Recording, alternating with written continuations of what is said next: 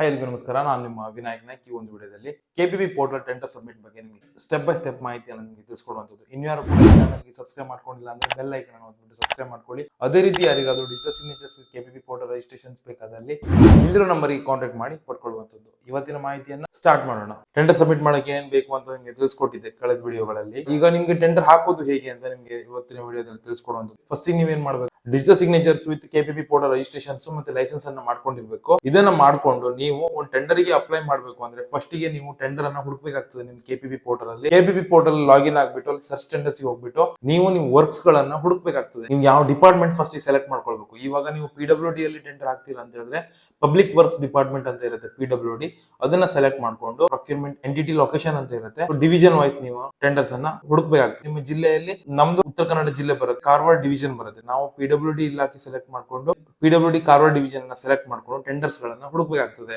ಈಗ tenders ಹುಡುಕುವಾಗ goods work service ಅಂತ ಇರುತ್ತೆ, ನೀವು ವರ್ಕ್ಸ್ ಗೆ ಸೆಲೆಕ್ಟ್ ಮಾಡ್ಕೊಂಡು ಟೆಂಡರ್ ಅನ್ನ ಸರ್ಚ್ ಮಾಡಬೇಕು.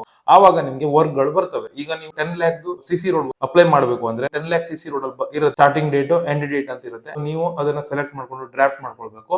ಈ ಟೆಂಡರ್ ನ ನೀವು ಅಪ್ಲೈ ಮಾಡಬೇಕು ಅಂತ ಹೇಳಿದ್ರೆ ನಾನು ಎಕ್ಸಾಂಪಲ್ ಆಗಿ 10 ಲಕ್ಷ ವರ್ಕ್ ಅನ್ನ ತಗೊಂಡಿದ್ದೀನಿ. 10 ಲಕ್ಷದ ವರ್ಕ್ ಗೆ ಜನರಲ್ ಕ್ಯಾಟಗರಿಗೆ 25,000 EMD ಇರುತ್ತೆ. ಸೊ ನೀವು ಫಸ್ಟ್ ಗೆ tender processing fee, EMD amount ಇದನ್ನ ತುಂಬಿಕೊಳ್ಬೇಕು.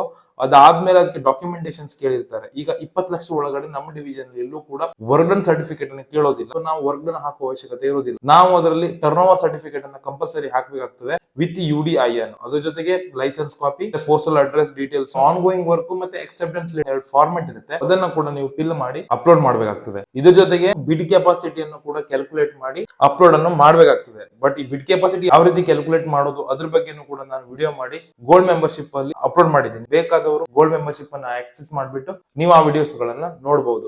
ಇಷ್ಟು ಡಾಕ್ಯುಮೆಂಟ್ಸ್ ಅನ್ನು ನೀವು ಅಪ್ಲೋಡ್ ಮಾಡಬೇಕು. ಇದ್ರ ಜೊತೆಗೆ ಪಾನ್ ಕಾರ್ಡ್, GST ಇಂಪಾರ್ಟೆಂಟ್ ಇರುತ್ತೆ. ಇದು ಅವರು ಕೇಳದೆ ಇದ್ರು ಕೂಡ ನೀವು ಇದನ್ನ ಅಪ್ಲೋಡ್ ಮಾಡಲೇಬೇಕು. ಈಗ ನಾನು ಹೇಳಿರೋದನ್ನ ಇನ್ನೊಂದ್ಸಲ ಹೇಳ್ತೀನಿ. ಟೆಂಡರ್ ಅಪ್ಲೈ ಮಾಡಬೇಕು ಅಂದ್ರೆ ನಿಮ್ದು licence, PAN card, GST, turnover certificate compulsory upload ಅನ್ನ ಮಾಡ್ಬೇಕಾಗ್ತದೆ.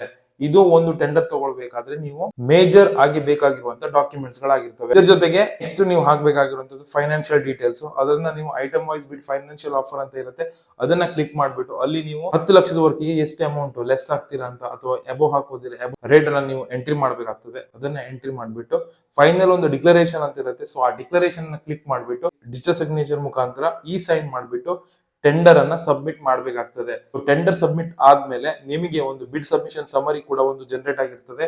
ಆ PDF ಅನ್ನ ನೀವು ಡೌನ್ಲೋಡ್ ಮಾಡಿ ಅಥವಾ ಪ್ರಿಂಟ್ ಔಟ್ ಅನ್ನು ತೆಗೆದುಕೊಂಡು ಇಟ್ಕೊಂಡ್ರೆ ತುಂಬಾನೇ ಒಳ್ಳೆದಾಗಿರ್ತದೆ. ಅಂದ್ರೆ ನೀವು ಯಾವ ರೀತಿ ಟೆಂಡರ್ ಅಪ್ಲೈ ಮಾಡಿದ್ರೆ, ಏನೇನ್ ಡಾಕ್ಯುಮೆಂಟ್ಸ್ ಅನ್ನ ಅದ್ರಲ್ಲಿ ಅಪ್ಲೋಡ್ ಮಾಡಿದ್ರೆ ಕಂಪ್ಲೀಟ್ ಪ್ರೊಫೈಲ್ ಡೀಟೇಲ್ಸ್ ಆ PDF ಅಲ್ಲಿ ಇರ್ತದೆ. ನೀವು ಟೆಂಡರ್ ಹಾಕುವಾಗ ಬಿಡ್ ಸಬ್ಮಿಷನ್ ಸಮರಿಯನ್ನ ಕಂಪಲ್ಸರಿ ತಗೊಂಡು ಇರ್ಬೇಕಾಗ್ತದೆ.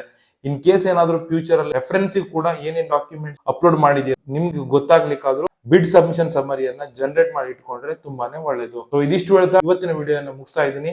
ಇನ್ನು ಹೆಚ್ಚಿನ ಮಾಹಿತಿಗೆ ನಮ್ಮನ್ನು ಸಬ್ಸ್ಕ್ರೈಬ್ ಮಾಡ್ಕೊಳ್ಳಿ ಅಂತ ಹೇಳ್ತಾ ಮುಂದಿನ ವಿಡಿಯೋದಲ್ಲಿ ಮತ್ತೆ ಸಿಗೋಣ. Thank you.